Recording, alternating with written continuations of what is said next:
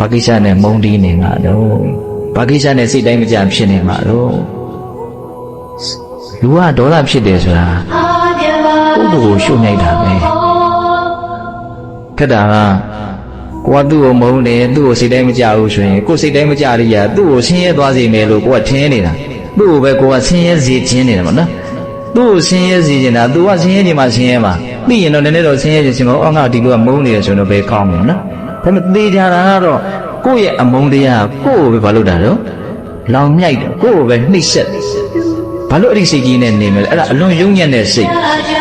ဟုတ်လားအဲ့ဒီဥစ္စာကဘာတွေကိုကောင်းတဲ့ပုံမှာတော့ကြမ်းတဲ့စကားတွေပြောမယ်ခံရခက်တဲ့စကားတွေပြောမယ်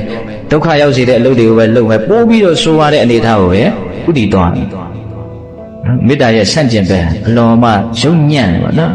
ဒါကြောင့်မေတ္တာတရားနဲ့နေလို့ရှိရင်ဘဝထဲမှာအဆင်ပြေမှာပဲနောက်ထပ်အလွန်ကောင်းတဲ့ဘဝတွေလည်းရမှာပဲ